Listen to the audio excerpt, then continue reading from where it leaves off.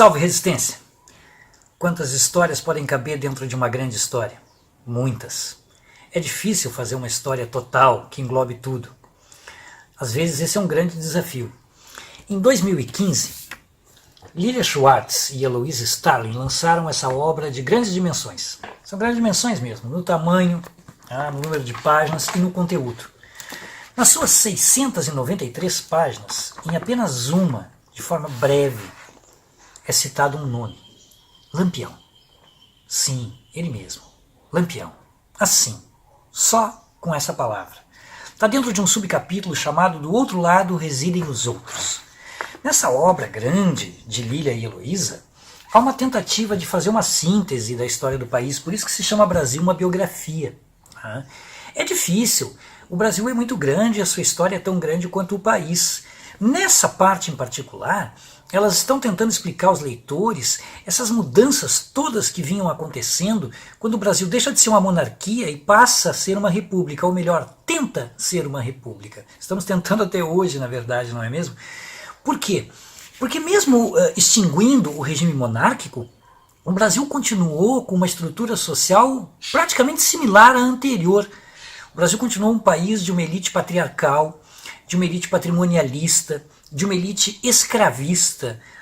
O Brasil não resolveu nem de perto, nos primeiros momentos da República, como de fato não resolveu até hoje, a questão dos afrodescendentes, dos afro-brasileiros, que em 1888 haviam sido alcançados pela Lei Áurea, que acabava com a escravidão como algo legal no Império do Brasil. Não por acaso, um ano depois, esse império desmorona e surge a República. Pois então, nesse momento, que é um momento muito tenso da história do país, muitas coisas acontecerão, muitos movimentos vão acontecer. E esse parece também ser um momento em que esse Brasil urbano do início do século XX e esse Brasil rural, que sempre foi a marca do Brasil imperial, estão começando a entrar em choque mais intenso e um parece estar querendo conhecer mais o outro. E é aí que nós vamos ter uma série de eventos que vão despertar a atenção e vão passar a ser temas quase que fundamentais para compreender a história do país. Um deles foi a chamada Guerra de Canudos, no sertão que era visto como algo quase que em outro planeta para os habitantes do Rio de Janeiro, de São Paulo, de Belo Horizonte, de Porto Alegre, de Curitiba. E para esse evento, a Guerra de Canudos, que foi um movimento de rebelião camponesa liderado por um homem que ficou conhecido como Antônio Conselheiro, que acabaram criando um lugar chamado Belo Monte como um local de resistência. Antônio Conselheiro, com toda a sua característica que ainda mantinha um monarquismo no seu imaginário, tudo isso levou a um conflito com a República.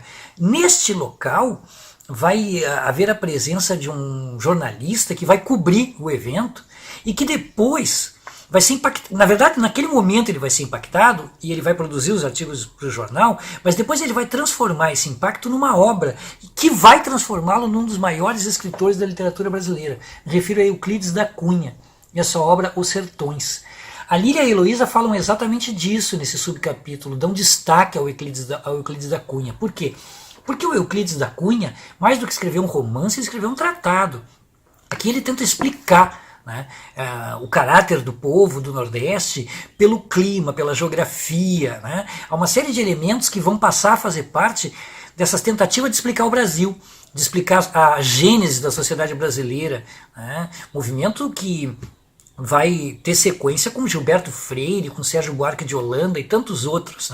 Então aqui as autoras do Brasil, uma biografia, vão dar destaque justamente ao Euclides da Cunha, porque é o autor que vai de alguma maneira revelar a um público maior que desconhecia as características desse Nordeste, desse sertão, disso que também uma parte vai ser chamada de cangaço depois. E é aí que a gente começa a entrar no universo do nosso assunto. O nosso assunto é, como não poderia deixar de ser, Virgulino Ferreira, vulgo Lampião, mas hoje com um destaque especial a Maria Bonita. Nós vamos falar um pouquinho disso a partir de agora, porque para mim é um tema que me toca particularmente, Eu, como todo brasileiro, em algum momento lá no passado ouvi falar de Lampião pela primeira vez, e fiquei impactado, e ele faz parte do meu imaginário, como ele faz parte do imaginário de todos vocês, né? O imaginário de todo brasileiro, né? Essa figura, esse ícone, né? Virgulino Ferreira, o Lampião. Né? Às vezes eu brinco, né? Eu digo que no Brasil houve 3 capitães, né? O capitão Virgulino Ferreira, o capitão Lamarca e o capitão Luiz Carlos Prestes, né? Já que estamos numa época aí de capitães, né? Seria bom lembrar esses 3 capitães. Mas o capitão Virgulino Ferreira, ele tem uma particularidade, né, de por que ele vira capitão. Já chegamos nisso. Então, Lampião é essa figura que, ainda que seja citada só uma única vez, numa única página, num livro importante que eu recomendo, né, ele é muito mais do que isso para a historiografia brasileira, e há uma vasta obra sobre Lampião. Né? E quando eu digo vasta, não estou exagerando. Né? Qualquer compêndio que você vá tentar fazer de livros sobre Lampião, você vai se impressionar com o número de obras já escritas, além de todas as outras adaptações dessa história dele para o cinema, para o teatro, para os quadrinhos, para todo tipo de mídia, as artes em geral, o artesanato, a pintura, a escultura, o bordado. Né? Lampião virou uma figura presente na história dos brasileiros, com muito mais força no Nordeste. Queria falar um pouco então sobre alguns livros, por quê? Porque acabam de sair 2 livros novos, né? Mais 2 livros em torno dessa figura ou desse tema, o Cangaço e os Cangaceiros. Mas antes então, comentar um que não é recente. Né?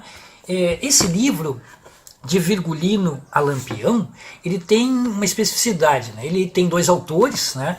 Ele tem um autor que é o Antônio Amauri, que é um dos maiores especialistas em história do cangaço e Lampião e os cangaceiros, e a Vera Ferreira, né, que é neta de Lampião e Maria Bonita. Ela é filha de Expedita, né, a filha de Lampião e Maria Bonita, a única filha que o casal teve. Então é um livro interessante, ele, como o próprio título diz, ele é baseado na figura de Lampião, né, e a curiosidade é que ele tem uma passagem muito breve sobre Maria Bonita, muito rápida, e um subtítulo chamado Mulheres no Cangaço, que chama a atenção da gente porque a única coisa que faz é descrever a indumentária, as roupas, o cabelo, os tipos de calçados, bordados, as bolsas, né? E não entra em nenhum momento ou não problematiza a vida dessas mulheres do cangaço, né? Essas mulheres que ficaram tão conhecidas quanto os cangaceiros, né? Isso é uma particularidade que vai ganhando importância, principalmente nos dias de hoje. Né? Então isso chama atenção, não que o livro de Vera e Antônio não seja um livro interessante de ser lido, né? Até por ter essa especificidade de ter como coautora a neta de Lampião e Maria Bonita, mas mais uma vez a gente percebe aqui a ausência ou a carência de informações sobre as mulheres do cangaço. Saiu também, esse sim agora, né, um livro de um autor chamado Wagner Barreira, que é um jornalista que já trabalhou em vários órgãos, que se chama Lampião e Maria Bonita, uma história de amor e de balas. Né? E atrás, na contracapa, diz: uma biografia de um dos casais mais emblemáticos da história do Brasil. Bom, aí você fica esperando uma biografia, né? Não exatamente uma biografia, mas você tem que percorrer 100 e poucas páginas até chegar em Maria Bonita. Né? O livro foca muito mais na figura de Lampião. É um livro bom, eu não vou dizer que não recomendo, ele é um livro interessante, principalmente para quem não conhece muito da história de Lampião, dos cangaceiros, né? Mas ele, mais uma vez, né, carece, né, de informações sobre as mulheres do cangaço e especificamente sobre Maria Bonita, né? Embora seja um livro que eu recomendo sim para você que vai começar a ter um contato com o tema, é um livro que acabou de sair. Né? Agora, o livro que realmente tem chamado a atenção, e eu acho que vai ser, já está sendo, né, o livro do verão brasileiro, né, aquele livro que muita gente está comprando, está dando de presente já desde o Natal para cá, é sem dúvida o Maria Bonita, Sexo, Violência e Mulheres no Cangaço, da Adriana Negreiros, a jornalista Adriana Negreiros. Né? Esse livro faz algo que nós historiadores costumamos chamar de preencher uma lacuna. Esse realmente preenche a lacuna, ou seja, ele entrega o que promete. Né? Você vai encontrar aqui um estudo detalhado, muito bem narrado, uma escrita gostosa, que flui, que não é pesada, encadeada, e que vai nos aproximando pouco a pouco de Maria Bonita e do universo das mulheres do cangaço. Aqui a gente já vai descobrindo que não é Maria Bonita, é Maria de Déia, né? Maria de Déia, porque Déia era a mãe de Maria, né? E ela foi Maria de Déia até morrer. Aqui dentro do livro da Adriana Negreiros você vai descobrir, inclusive, quando ela vira Maria Bonita. E as explicações que tem para esse nome que acabou sendo o nome que se popularizou, né, dentro e fora do Brasil. O livro, então, de Adriana Negreiros, ele tem essa riqueza, né? Ela vai aqui explicar ao leitor com muita habilidade o cotidiano dessas mulheres do cangaço, as motivações, por que elas se integraram aos bandos, por que Maria é a primeira, né? E o que acontece depois que Lampião aceita ter no bando, nesse bando que se move, nessa mobilidade, uma mulher, né?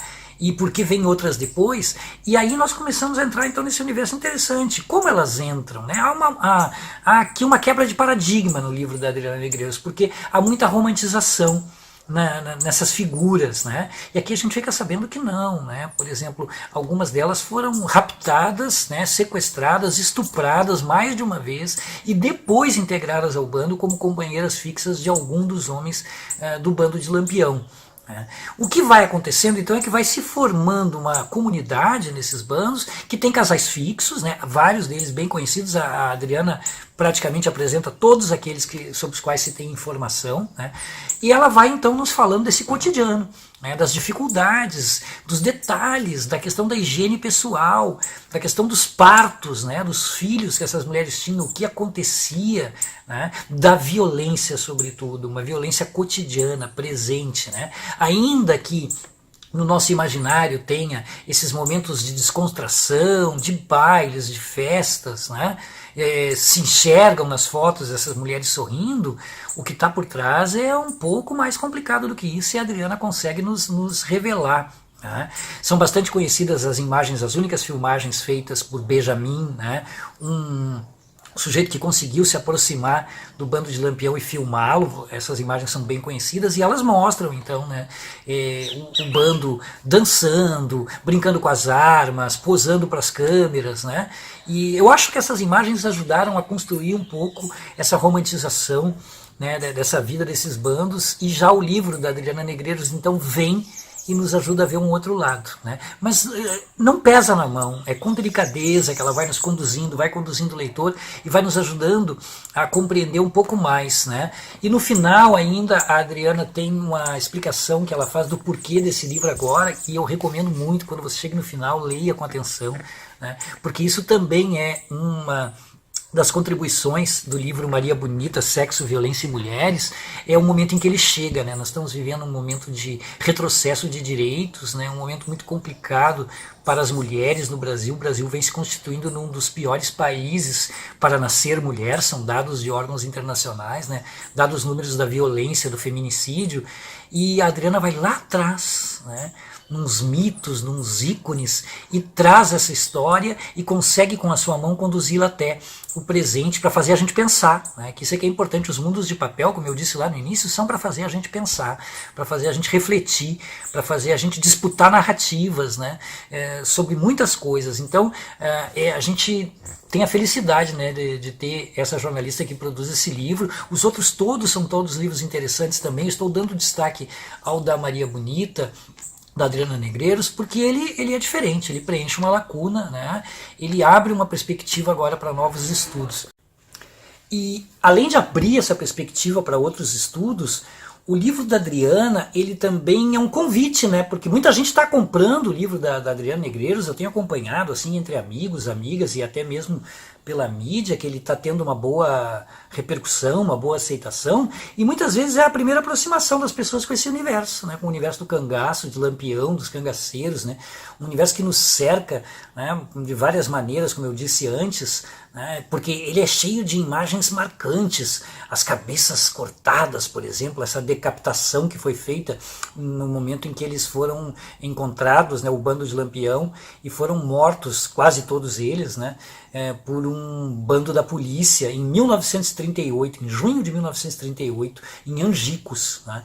E esse episódio é um episódio marcante da história da República, né? Desta República que estava começando, que estava no seu início, né? A morte de Lampião, né? Inclusive há teorias de que ele não morreu, e isso dá depois todo um outro ramo, né, que virou também romances aí, e histórias, né? Lampião estava no artesanato, né?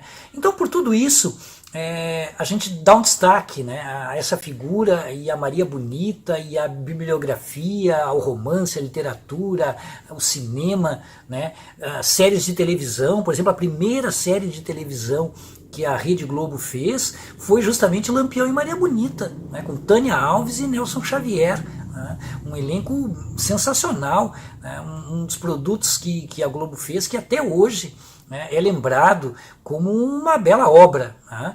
Então é isso, né? Lampião e Maria Bonita é isso, Maria Bonita e Lampião, né, são essa dupla, quase que arquétipos, né, do Nordeste brasileiro, que você vai encontrar no artesanato, nas camisetas, nos bordados, nas bolsas, né?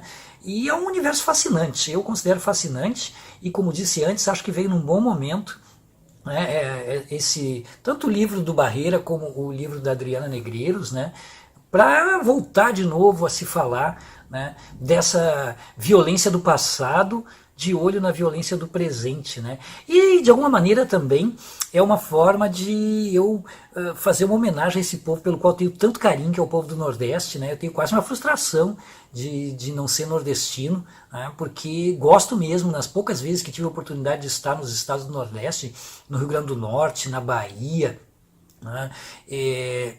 A sensação que eu tenho quando vou a esses lugares é de um acolhimento, né, de ter pessoas sorridentes à minha volta, com essa variedade de sotaques que existem lá, né, tão bonitos, né, e também uma forma de eu manter contato, ainda que indireto, com a grande amiga Marcélia Marques, que nós temos lá em Fortaleza, arqueóloga da Universidade Federal do Ceará, né, estadual, desculpe, acho que eu me enganei, Marcélia, né? Bom, não importa, né? A Marcélia é uma figura que está para além dos muros da universidade. Marcélia Marques, grande Marcélia Marques, amiga nossa, né? Esse programa que a gente gravou aqui foi pensando muito em você, inspirado em você, porque eu brinco, né? Eu chamo você de minha Maria Bonita, né? Porque você é isso para nós, né? Você representa essa força da mulher nordestina, né? Porque o Nordeste é resistência, nós estamos em tempos de resistência, então é um momento da gente pensar muito nessa região do país, e esses livros vieram bem a calhar, né, com os temas que trouxeram, temas que têm a ver com isso, tem a ver com repensar o passado para a gente poder entender, né, as lutas que a gente está travando no presente. Por quê? Porque a resistência segue e ninguém solta a mão de ninguém.